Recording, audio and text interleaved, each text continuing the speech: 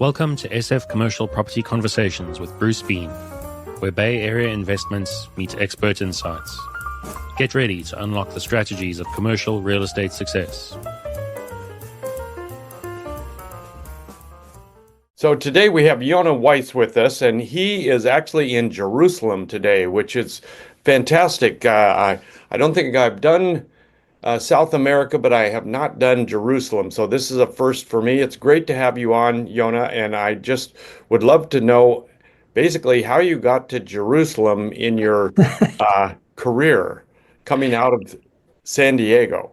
Yeah, well, I appreciate you having me on the show, Bruce. Really is a pleasure. And, life takes you on all kinds of journeys. And one of my mottos in life is just kind of go with where you're taking, kind of see where opportunities lie. Well, I did grow up in California, went to San Diego State University, and my junior year, I decided to take a junior abroad study program. I had never been to Israel. I'm Jewish, religious, and it was always a dream of mine and goal to go. Never had the opportunity before that point, and I was like, hey, why not? Let's do that. I had a couple of friends that were going as well, and I ended up doing that, getting credits. But I totally fell in love with it. I was in Jerusalem for a little less than a year and loved it.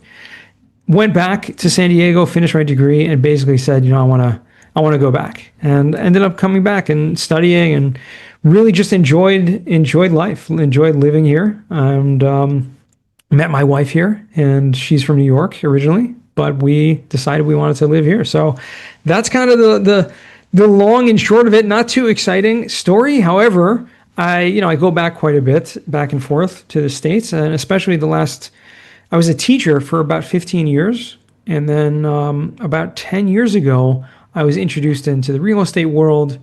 Long story into that. Don't necessarily need to get into how and why that happened, but nevertheless it did, and really dabbled in quite a few areas in real estate, getting my broker's license at first, and then doing commercial mortgages and doing a lot of work remotely in the US. And then one thing led to another, networking and doing deals, and ended up meeting a company called Madison Commercial Real Estate, Madison SPECS, the biggest national cost segregation company out there. And really was an opportunity. It was a time in my life, my career, where I was like, I'm looking for a new opportunity, just something different, because I'd done a bunch of different things. I was still learning a lot, but the opportunity came my way, and I took it. And 7 years later, I'm still with them and doing a lot of good.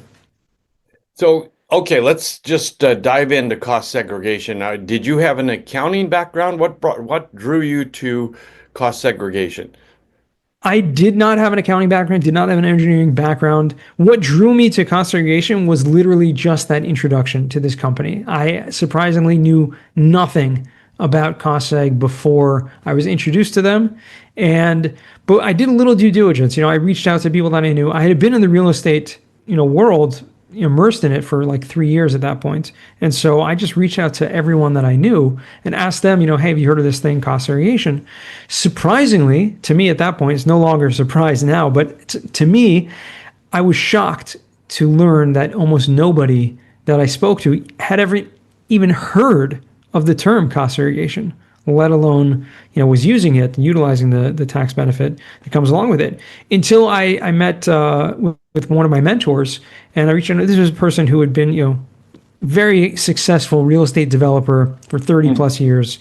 And wow. I asked him, hey, have you heard of this thing, cost seg? He's like, oh yeah, we use Madison SPECS for all our cost seg. They're a great company. I'm like, okay, well, there you go. So I should take the job. He's like, yeah, you'll learn a ton. You'll meet great people.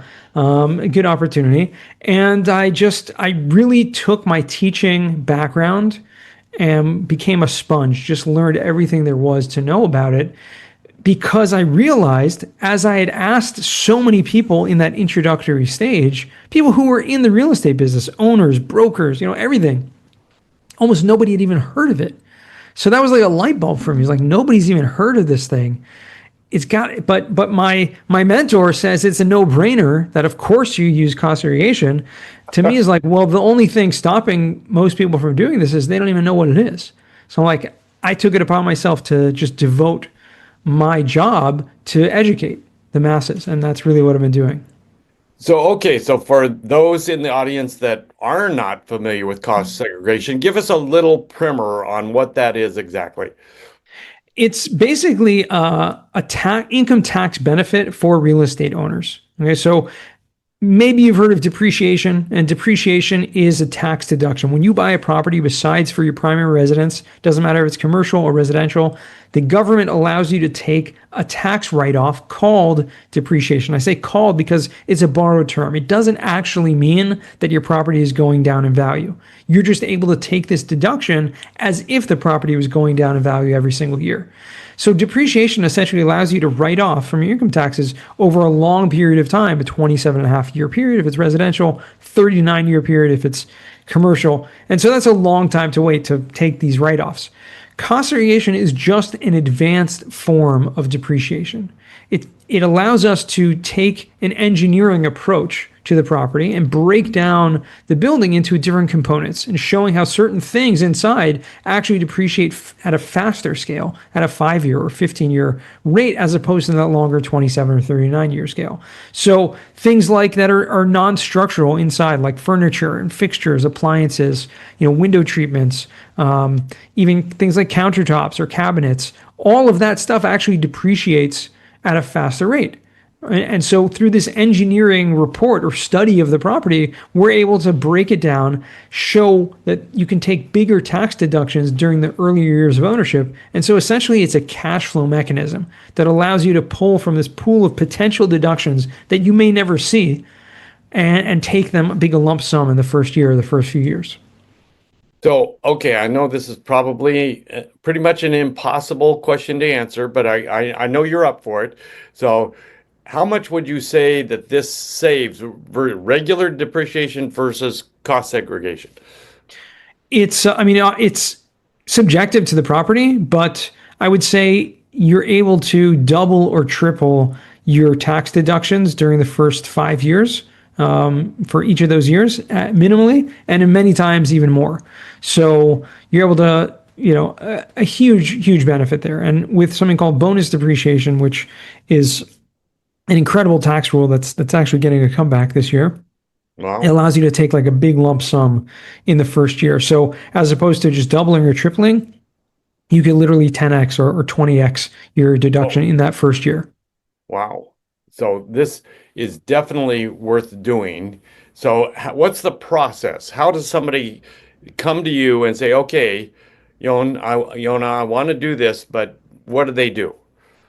First thing we always like to do is run a free estimate, like a feasibility analysis, so we can show people what the potential tax savings would be if they did a cost segregation report versus not. And so we show those graphs in charts in the differences, saying $1 million property, regular depreciation, not doing anything, just like every accountant would do, just straight line. You'd get, let's say, a $30,000 deduction every single year, which is great, right? Depreciation in itself is great, but with the cost seg, let's say you could get $100,000 in that first year. And maybe the second year, that same amount, et cetera. So that's really the main thing that we do. And then we'll send an engineer when you engage with us. We'll tell you ahead of time what that will cost to get it done. It's not contingent on tax savings. We have a flat, standard fee based on the size and scope of work of the property. And then it's about a 3-week process just to collect some documentation, do a site visit. We have engineers who are trained in construction engineering and very familiar, obviously, with the tax code and the rules that show which components actually depreciate faster. So they'll take a detailed inventory and accounting of all the square footage of everything inside the property and outside, because land improvements also can depreciate faster. And then basically, we just hand you back this very detailed report, which is really just for your records. And in it has a new depreciation schedule, which your accountant just takes and copies and pastes the numbers we prepare. And it's pretty simple. So I'm curious, if a property has CAD drawings, does that help you in putting this all together? It definitely helps. Yeah, our engineers like to look at that, look at appraisal, site surveys, anything like that would, just help clarify the dimensions and everything that's in there. But we do our own feasibility, our own reports as well. So it's very detailed. Yeah, okay. So you don't just kind of depend on drawings or inventory lists or anything like that. You go through and actually count the chairs or whatever it might be to put the whole program together. Exactly.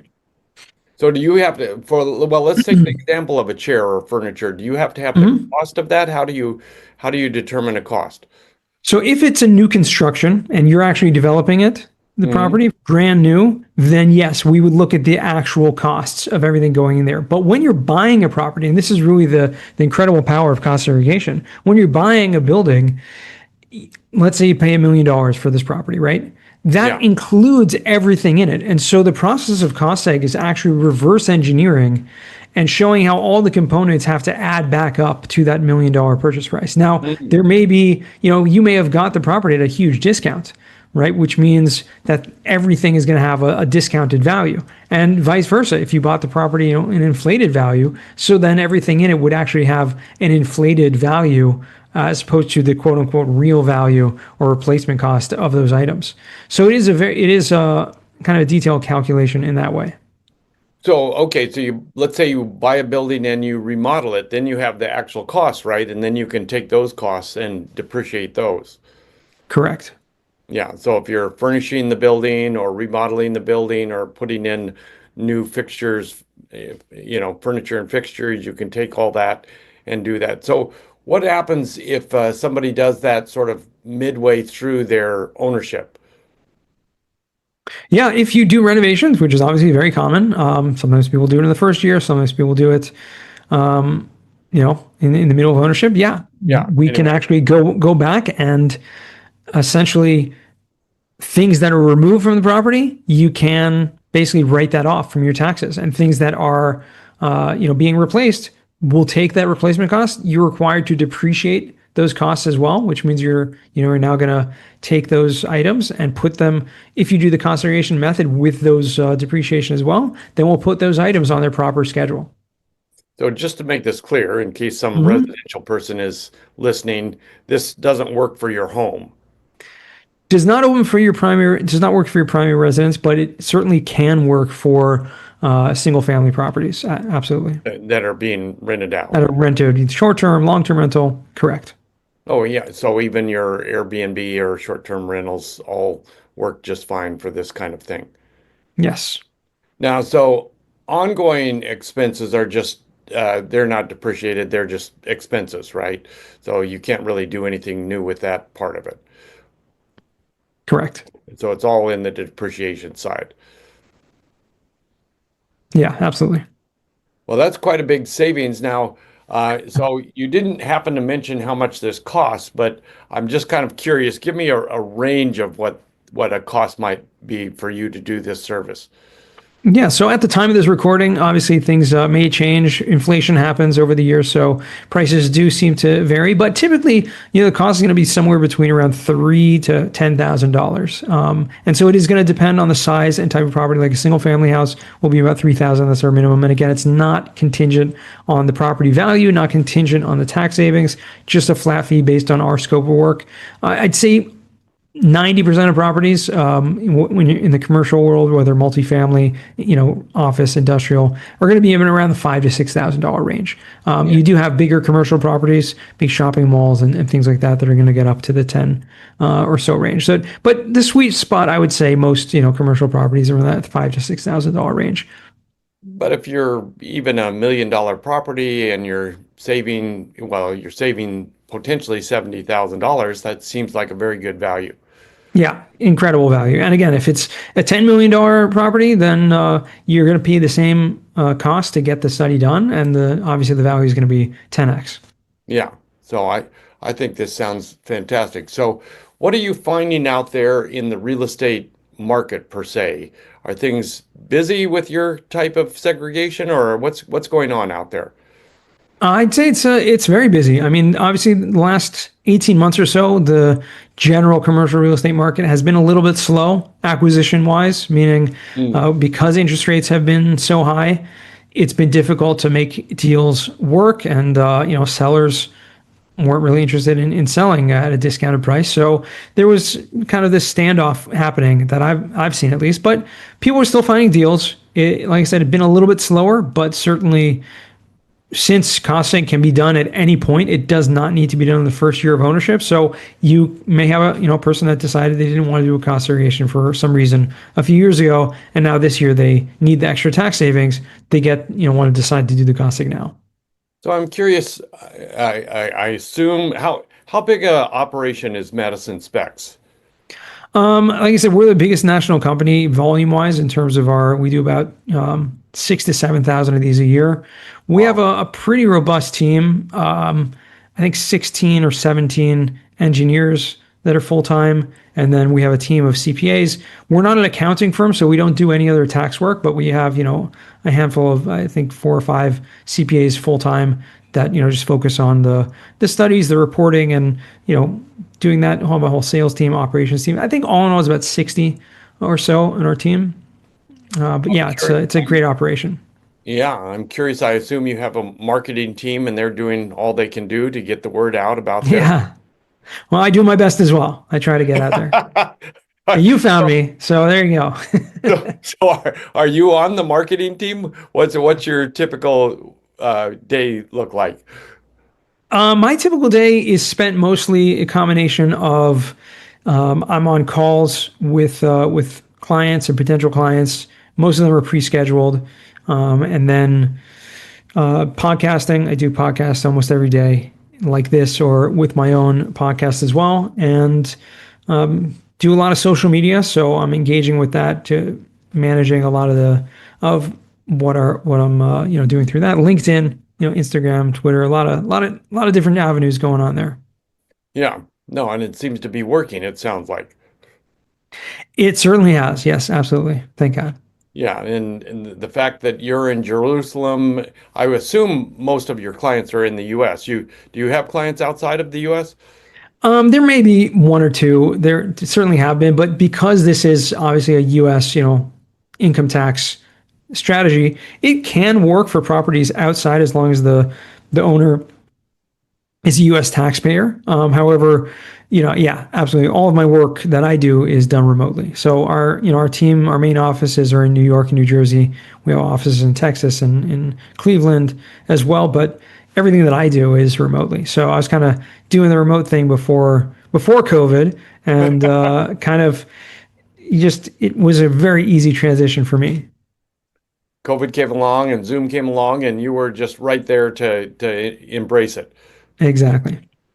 Well, so one question, I assume your engineers go to the site and actually walk through and inventory and do all sorts of things with the site, and then come back and develop the program for that particular property. We do. However, with the onset of COVID years ago, obviously, we took the approach of doing some virtual site visits, meaning having, instead of sending people, and we saw that really the industry had adopted that, and the IRS approved that as well. And so we've transitioned to doing, I'd say, the majority of our site visits virtually, meaning through the help of a video call and a property manager or someone just kind of walking through our engineers that way. However, we'd still obviously send with larger projects to our engineers on site. So I'm curious, do you get pushback from the IRS occasionally? No, I mean, we've people get audited over time, and no one is really exempt from that. So doing as many studies as we do and as many clients as we've had, certainly people get audited for various reasons. Doing a cost seg is not a reason to be audited whatsoever. It does not raise a red flag. However, in any time that our studies have been looked at through that, we've had 100% no change. So meaning we've certainly gotten some, things to look at, but in the end of the day, no pushback whatsoever. It's really about following the rules, and there's the cost segregation audit techniques guide. The IRS came up with all the rules, enforces the rules, and you can look on their website and find the cost segregation audit techniques guide to see what rules to follow. So as long as you're doing that and you're in complete compliance, it should be, nothing to worry about there. However, there are people out there who decide, hey, maybe just figure this out on my own, do it yourself type people, and just kind of figure out the numbers and come up with random numbers. That's something to be worried about. Yeah, well, I would assume that Madison Specs has a great reputation with the IRS, so they generally aren't going to be scrutinizing them in, a way that's going to make it uh, not work. So it sounds Yeah, like, I mean, every auditor is kind of individual, though. That's from my oh, experience.